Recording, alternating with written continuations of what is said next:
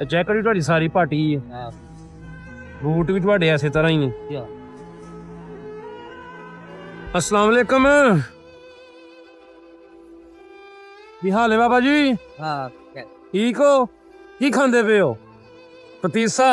ਵਾਹ ਜੀ ਵਾਹ, ਵਾਹ ਜੀ ਵਾਹ, ਜ਼ਿੰਦਾਬਾਦ। ਸੁਣਾਓ ਹੋਰ ਸੁਣਾਓ, ਕੀ ਹਾਲ? ਠੀਕ ਹੋ?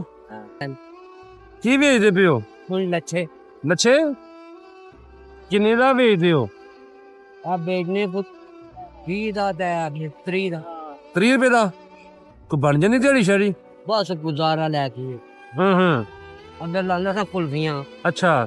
ਅੱਲਾ ਰੱਖੇ ਉਹ ਫਿਰ ਕੁਲਫੀਆਂ ਹੁਣ ਸਾਨੂੰ ਕੋ ਨਹੀਂ ਰਿਆ ਵੇ ਛੱਡ ਦੇ ਦੀ ਮਕਾਨ ਕਿਰਾਏ ਦਾ ਵੇ ਹੈ ਮੋਚੀ ਮੰਦਾ ਰਹਿ ਲੈ ਬੱਚੇ ਰੱਖੇ दूसरे हम फैमिली रखी है तो मैं क्या बच्चे ले रहा हूँ ਅੱਛਾ तो फिर किराया भी नहीं से निकलता वो लाल रहे 800 700 या ਹੁਣ ਸੇਲ ਹੁੰਦੀ ਸੀ ਠੀਕ ਹੈ। ਅੱਛਾ 800-700 ਰੁਪਏ ਸੇਲ ਹੁੰਦੀ ਸੀ?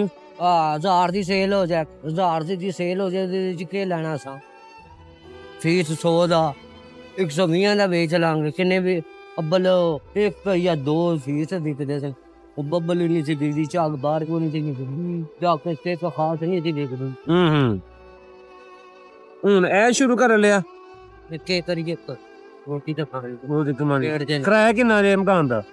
ਮਕਾਨ ਦਾ 5000 ਕਿਰਾਇਆ ਤੇ 3000 ਬਿਜਲੀ ਦਾ ਬਿੱਲ ਆ ਜਾਂਦਾ। ਜੈਕਟ ਵੀ ਤੁਹਾਡੀ ਸਾਰੀ ਪਾਟੀ ਹੈ, ਹਾਂ ਬੂਟ ਵੀ ਤੁਹਾਡੇ ਐਸੇ ਤਰ੍ਹਾਂ ਹੀ ਨੇ। ਯਾ ਇਹ ਕਿੰਨੇ ਕੁ ਦੇ ਹੋਣੇ ਨੇ ਸਾਰੇ? ਜੰਗਨੇ ਦੋ ਦੀ ਦਾ ਕੋਨੇ ਇਹ ਸਾਰੇ ਵੇਚੋਗੇ ਤੁਹਾਨੂੰ ਕਿੰਨੇ ਕੇ ਪੈਸੇ ਬਚਣੇ ਨੇ? 700-800 ਰੁਪਇਆ ਬਚ ਜਾਣਾ।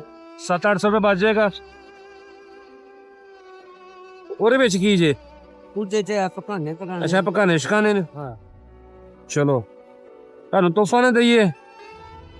ਮਿਹਰਬਾਨੀ ਅੱਲਾਹ ਪਾਕ ਦੀ ਤਰਫੋਂ ਤੋਹਫਾ ਆਇਆ ਹੈ, ਲੈ ਲਓ।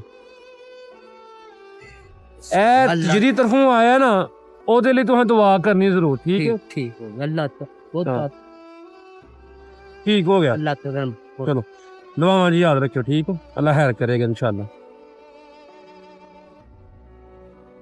ਆਪਣੀ ਦੁਆਵਾਂ ਜੀ ਯਾਦ ਰੱਖਿਓ, ਠੀਕ ਹੈ? ਖੈਰੀਅਤ ਨਾਲ ਜਾਓ ਨੂੰ।